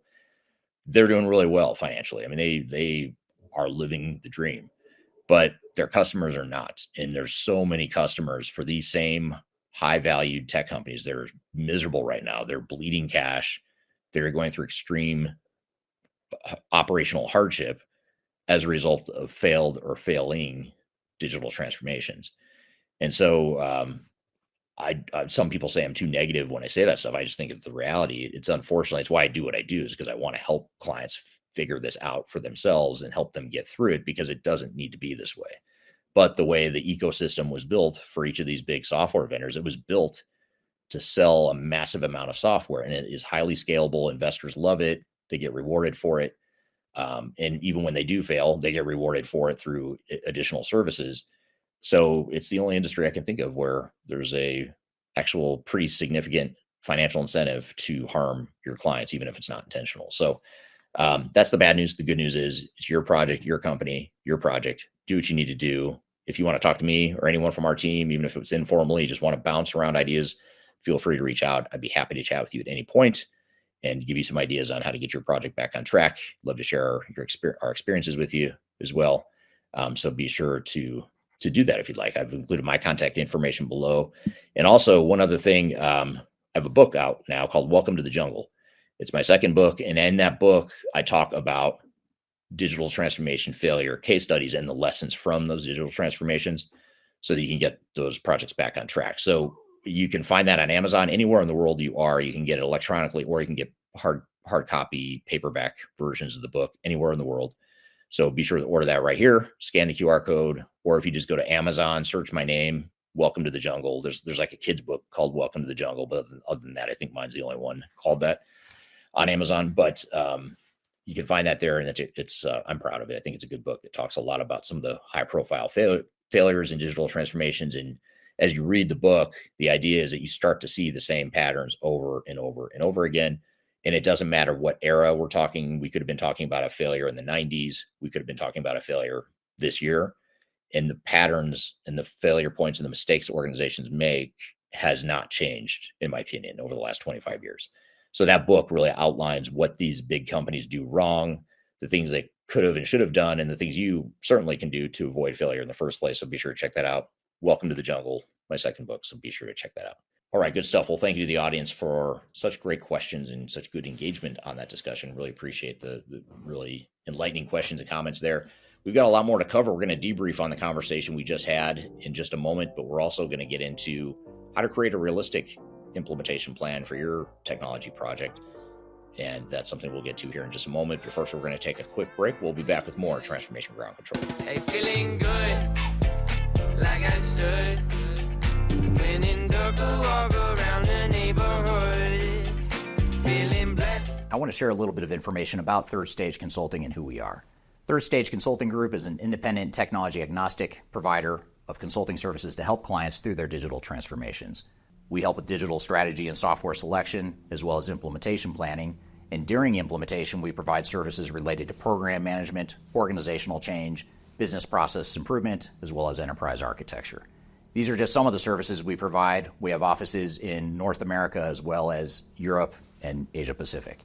So if you'd like to learn more, I encourage you to check out our Resource Center, which includes a number of resources that will help you through your digital transformation, and you can access that for free using the QR code here or the links below. You can also reach out to me directly if you'd like to discuss your digital transformation and brainstorm ideas on how to improve where you're headed on your journey. The last thing you want to have happen is for your digital transformation to end up in court. I've been doing this for 20 years and I have seen everything. My name is Marcus Harris. I'm a software and technology attorney focusing my practice on drafting and negotiating software-related contracts and litigating software disputes across the country. Feel free to reach out to us at taftlaw.com. We'd love to talk to you about the litigation process and what you can expect. Feeling good, like I should. When in dark, I walk around the neighborhood. Feeling blessed, never stressed. Got that sunshine on my. Hello, welcome back to Transformation Ground Control, episode number 251. This is Eric Kimberling here with Darian Chwialkowski. And Darian, we just had the discussion around digital transformations gone sideways and how to remediate them. What were some of your thoughts and takeaways from the conversation? Yeah, like you said, it was a great conversation. I thought the audience had a lot of great points and questions throughout the conversation. I have a couple of follow-up questions, I guess, to add as well.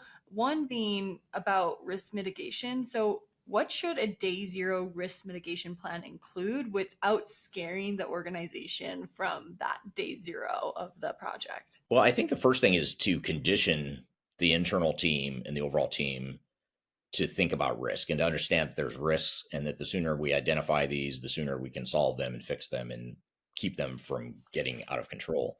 And so conditioning the team to think in terms of not just optimism and excitement, but also risk is really important. And so I think the sooner you do that, the easier it is. Where it becomes difficult is when you start introducing all these risks that people didn't know about. They're always there, just people didn't know. And then you introduce them all at once, halfway through the project, then that freaks people out. And that's more jarring and more startling to these teams than anything. It may be that that's where you're at and you have to do it, but it's a lot better just to identify those risks early on and get people used to it.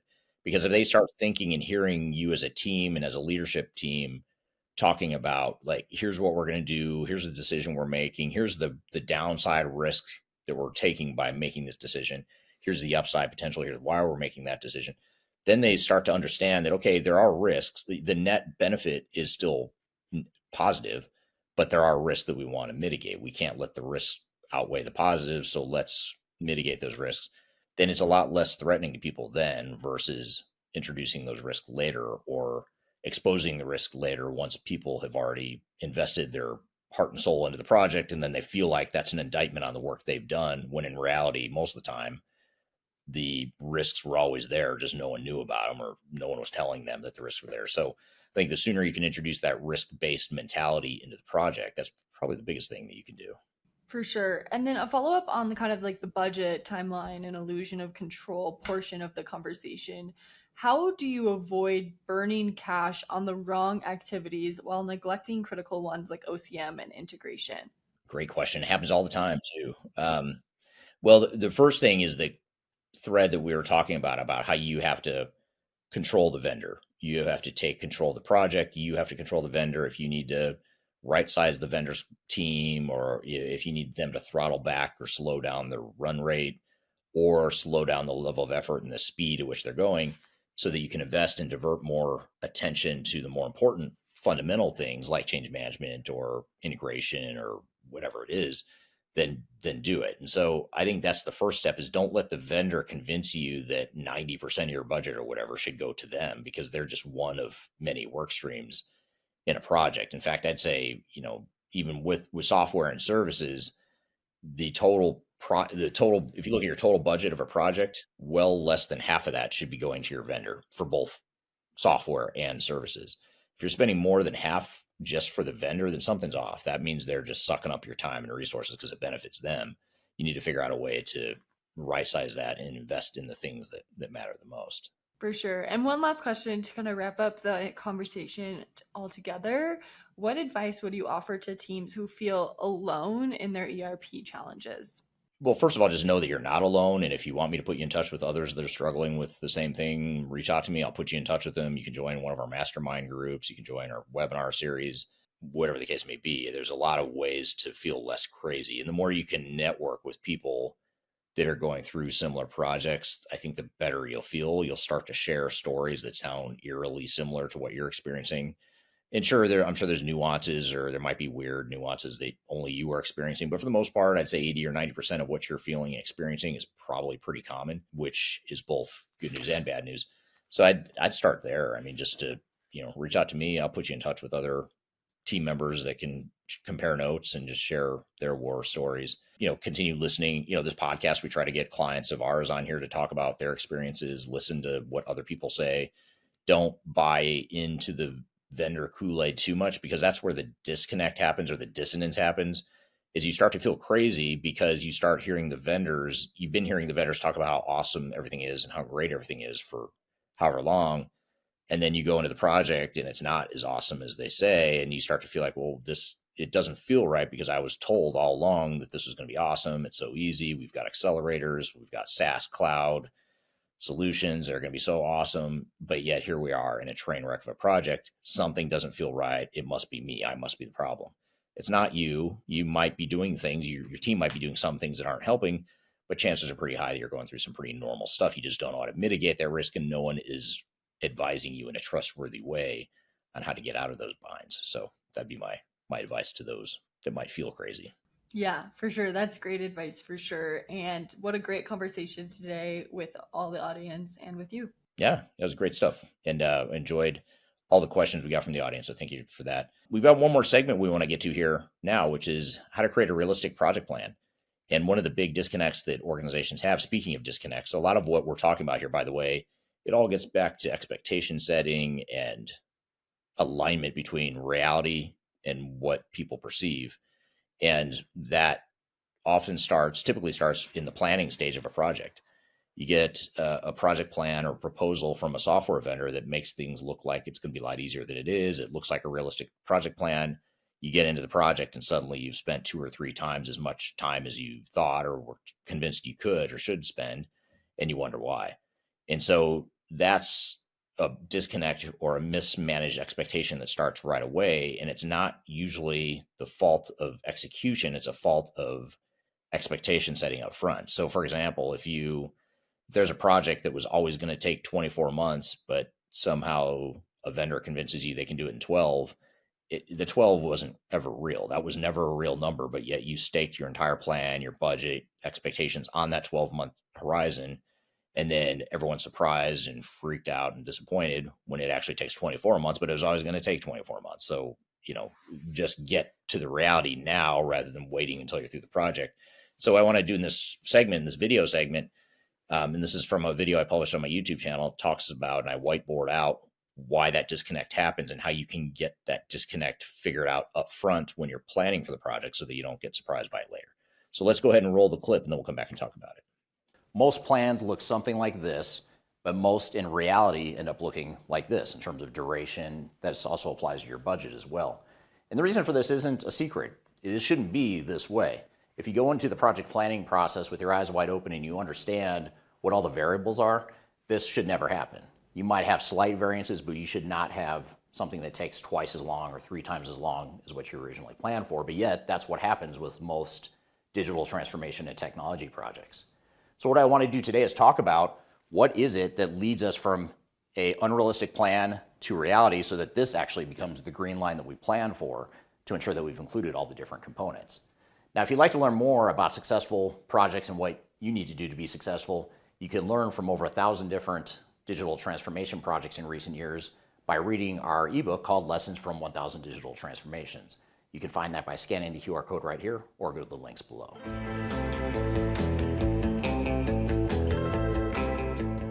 Now, the first reason, and arguably the most important reason, why so many plans end up looking like this in reality when in fact they were planned to be a lot shorter is decision making.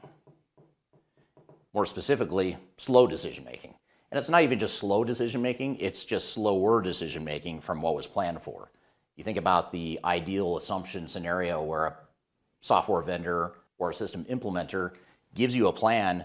They're assuming that you're going to have quick decisions, and that doesn't typically happen. These are major business decisions that you usually have to make, and more often than not, organizations take longer than what was planned for in the plan, And what's even worse is then the end client ends up getting blamed for the fact that things ran way over because they couldn't make immediate on-the-fly, on-the-spot decisions, which isn't a realistic expectation in any scenario, but especially the more complex, the more global, the more diversified you are, this phenomena is going to be even more true. So making sure that you factored in some assumptions around how long it's going to take you to make decisions, especially those major business decisions, that's something you've got to factor into your plan because that will inevitably push out your timeline, and you want to go in with realistic expectations to begin.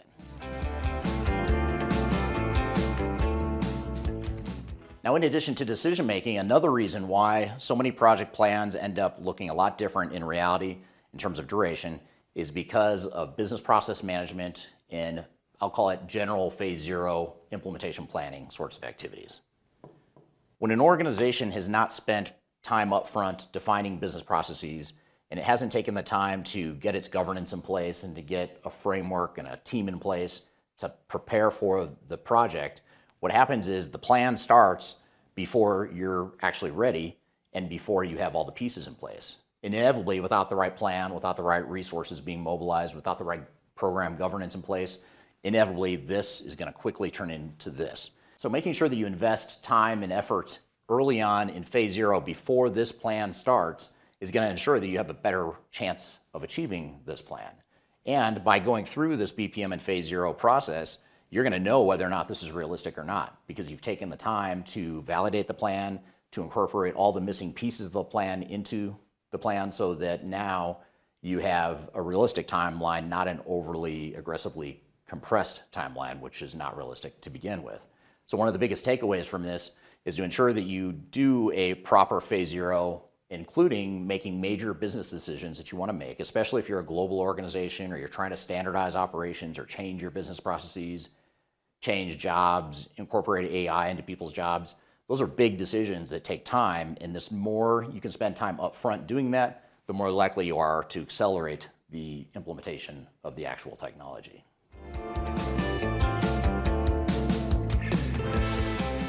A third reason why so many project plans run way over the expected plan is because of testing. And I'm not just talking about software testing here, although that is part of it. Most software vendors are pretty good at testing their software and making sure that there's no technical bugs, but that's rarely the problem in the testing cycles. The major problem that we typically see in these testing cycles is the user acceptance or the conference room pilot testing. So those are more business-oriented testing to ensure that you've simulated your business in a digital twin sort of environment where you're testing out what these future state processes are going to be and you're validating that the processes work. The software may work, but that doesn't mean the processes and the workflows for your business are going to work. So we need to make sure that we do both. We do the technical testing and the user acceptance testing.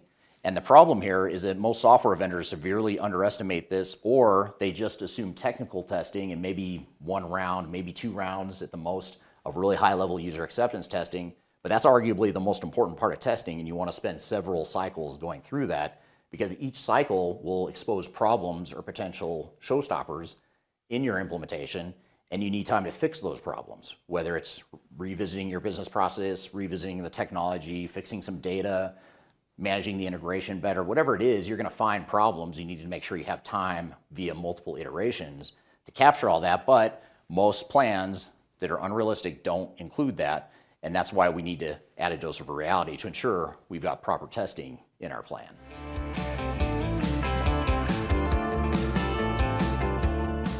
Another reason why so many project plans run way over the initial stated plan is because of a lack of focus on training or a lack of time committed to training.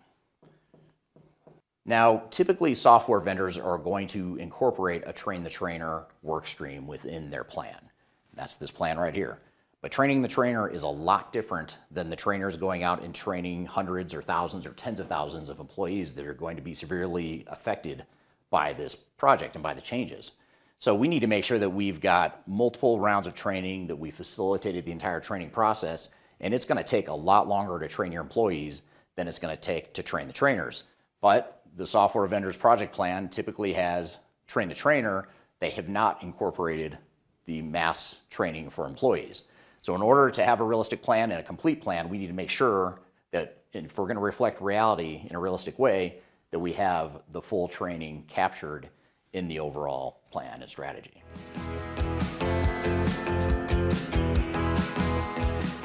Another reason why so many plans start off looking like this in the initial planning phase, but then end up looking like this in reality is because of data management. Oftentimes there is a very small one line item bullet footnote in your statement of work with your software vendor that says they're going to migrate the data, but they're not going to clean it up. They're not going to map it. They're not going to validate it. They're going to take the data you give them and they're going to put it in the new system. Well, that's not nearly good enough. That's just barely scraping the tip of the iceberg. We need to look at the entire data set, clean it up, validate it, make sure the mapping is correct. We might need to change our entire data structure. Those are all big deals. You think about your chart of accounts. You might have multiple charts of accounts you need to clean up. You might have a new part numbering nomenclature you're going to need to use for the new system. You might have duplicate vendors and customers in your system that you want to clean up and consolidate so that you can actually get better visibility into the operations. Those are all things that take a lot of time, and they typically are not captured in this plan, but yet you're on the hook for them. They're assuming you're going to do it, and they're going to assume you're going to do it as fast as they can roll out technology, but that's rarely the case. Data management is typically what pushes these projects out. So again, we need to have an agnostic view of the program to make sure that we've incorporated data management adequately in our overall plan.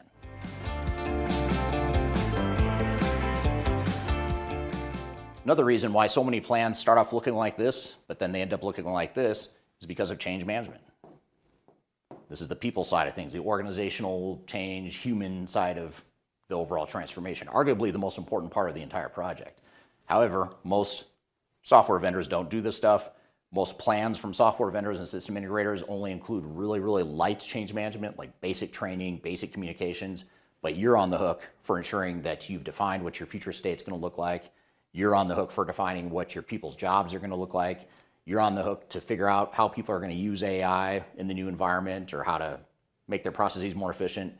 That all takes a lot of time, and it takes a lot of time to get people on board with the changes to fully understand the changes, not just the technology, but the changes to their jobs, the changes to their processes, the changes to the workflows, all that stuff. So we need a complete change management program if we want to have a realistic plan, and this plan that you typically get from a software vendor is nowhere close to addressing the change management needs, which is why that's something we provide to our clients, is helping them define what the change strategy is and incorporating that into the overall plan. And by the way, if you'd like to learn more about change management and how you can incorporate that into your overall plan and strategy, be sure to read our guide to change management. You can find that right here, scan the QR code here, or go to the links below.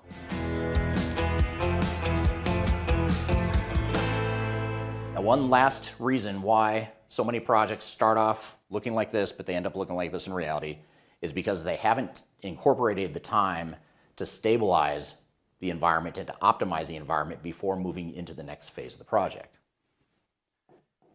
Most projects are not single phase, big bang implementations unless you're a smaller organization, but for any mid-size or larger organization, you're probably going to have a phased rollout. And in that phased rollout, you're going to deploy different technologies in different places at different times.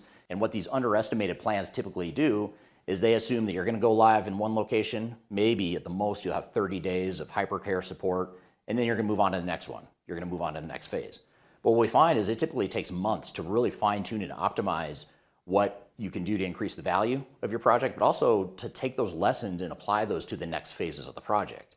If we rush through hypercare, all we're doing is just stabilizing it to where we can actually just operate as a business. We're not looking yet at how we maximize ROI, how we can learn from that to make the next phase of our project better, but yet the project plans most vendors provide is very compressed and doesn't leave enough time for that. So if we want to be truly successful in our project, we'll include some additional stabilization, especially in the early phases of the project. That first pilot location is probably going to be a bit rocky compared to the ones later in the project. So why not take the time to get it right, fine-tune, optimize, learn, and then apply those lessons to the next phase so that eventually it becomes a bit more cookie cutter, a bit more predictable and consistent throughout the entire implementation. So make sure you include stabilization as well. So that was a whiteboard video for my YouTube channel where I talk about how to define a realistic project plan from the start. What were some of your thoughts and takeaways from that, Darian? Yeah, I loved how you walked us through step by step in the video about what to do if your project plan is wrong and how you should be mapping it out for all companies. I feel like I have a couple different key questions following up from this about the red flags that you're experiencing and everything like that. So, what are the earliest signs that a project plan is not realistic before we miss the first major milestone of a project?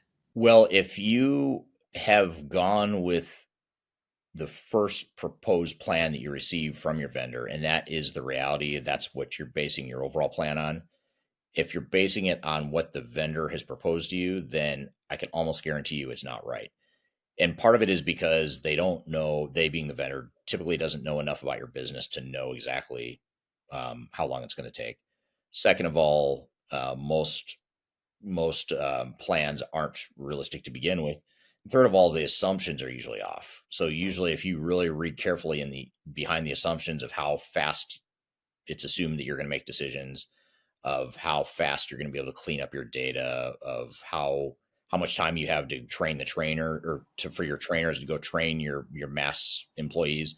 There's all these little but not so little caveats or assumptions in their plans, and if you haven't gone through and vetted those assumptions, then I can almost assure you that it's off. Because think about it from a vendor perspective, they're not going to assume the worst when they're trying to sell you software and their services. They're going to assume the best. So they're going to lead with the best case scenario because the best case scenario sells. And unless you push back and say, well, this is not a best case scenario, we don't have the resources to clean up data in that amount of time, or we're a slow moving organization that has trouble making decisions, so we are not going to make immediate on the spot decisions in every workshop we're in. If you don't challenge those assumptions and extend and adjust the plan accordingly, then it was never right to begin with. And this is really important because it's not just about time, it's about money too. Because let's just say a 24-month project becomes 30 months. Well, okay, that's 6 months more than you thought, which is a problem. But what's arguably even a bigger deal is that now you've just added that 24 months, it became 30 months. What's the math there? It's about 25% longer. So that means you've now increased the cost by about 25%, maybe even more. And so the run rate is the same. So they assume it's going to take, in this case, 24 months. And so they staff the project for 24 months. And when it becomes 30 months, they actually make more because they didn't cut back resources to accommodate your longer period, because they were hoping that you could do it in 24, but you didn't. So now it's 30. So they actually benefit from the fact that you ran over. So now you're spending more time and money, and you've demoralized the team, and you've disappointed a lot of people internally, and everyone's stressed out. So there's just so much collateral damage that goes with these blown project plans. And you've got trusted advisors that are allegedly trusted advisors in your software vendors and technical implementers that are convincing you that this unrealistic scenario is somehow realistic when it never was and never is. For sure. And another question on top of that, how do you build in stabilization and optimization without making the plan feel quote unquote too long for executives that are really focused on speed in these projects? Yeah, well, I'd say a lot of times the focus on speed is what leads to delays, ironically, because the focus on speed leads to cutting quarters, bad decisions. Usually the vendor wants you to focus on speed because they want you to go fast. They want you to start tomorrow. Let's just go full speed tomorrow because I can put all my people on this project starting tomorrow if you just let me do it, and if you just let us move fast. So so that's what I would say is don't fool yourself into thinking that by going fast you're actually going to go faster. You have to be smart and speedy. And that's a tricky balance for a lot of executives. But when they've run into problems like this, a lot of times it's a lot easier to convince them that they screwed up, and they're actually making things worse because they already see the collateral damage. It's harder at the beginning of a project to not go fast because you want, let's go, instead of like taking time for a phase zero to lay out the foundation for how you're going to deploy the technology. Let's just go. But yet we're going in a very bad direction that doesn't make sense in many cases. So that's the fine line or the balancing act that we have to walk. For sure. And last question of the day today, how can boards and executive team use different resources, or what resources are out there for them to use to pressure test the plans they're being asked to approve? Well, I'd say a couple things. One is, pressure test the assumptions, like I mentioned a moment ago, but also pressure test what else should be in the plan that is outside the realm of what the software vendor does. And this is one of the biggest failure points or traps, is that client gets proposal from software vendor. It says X amount of time, X resources, X dollars. And then they base the whole plan on that. But really their program, the overall program should involve a lot more than just that one vendor. There's all these other things that the vendor doesn't do or doesn't do well that you've got to factor in as well. And a lot of that's internal stuff that you have to do. And you've got to merge all those plans together into one cohesive plan. And if you haven't done that, then you do not have a plan. You have one work stream defined. That one work stream doesn't matter really, because it's not the overall program. It's just what one work stream is going to do. It's almost like if you want to build a house, the plumber comes to you and gives you a plan, and you base the whole plan for building the house on what the plumber tells you it's going to take to do their part of the job. It just doesn't make sense. But yet it somehow, for some reason, seems to make sense for a lot of organizations. When they hire the technical vendors, they think, well, the vendors are going to come in and do this all for me. Well, you just hired the plumber. You don't have the whole house built. You have plumbing, but you don't know what the rest of the house looks like. So that's probably the best thing I can think of to maybe help it resonate for leaders out there. For sure. Yeah. What a great conversation today. I feel like there was a lot of good advice given. Yeah, I'm glad you like it. Hope the audience liked it too. Thank you for your help and participation here today. Thanks to the audience for the great questions. We have new episodes of this show every Wednesday, so check us out next Wednesday again. You can also go to transformationgroundcontrol.com to see all the past episodes. If you want to go watch any of the past episodes we've ever done, going all the way back to early 2021, you can go back and peruse those at your leisure at transformationgroundcontrol.com. If you'd like to collaborate with us on this podcast or any other content that we create, please look at the contact information we've included below for Major Tom Productions. And you can inquire and chat with us about how we could collaborate in some of our content. And as always, if you need help with your digital transformation, reach out to Third Stage Consulting or myself personally if you'd like to talk about your project and what some of the challenges are you might be facing, and be glad to have a conversation with you about what you could be doing to get your project on track or to get started in the right direction or wherever you may be in the project. So hope you have a great week. Thanks for being here again. We'll see you next week on the next episode of Transformation Ground Control. Take care.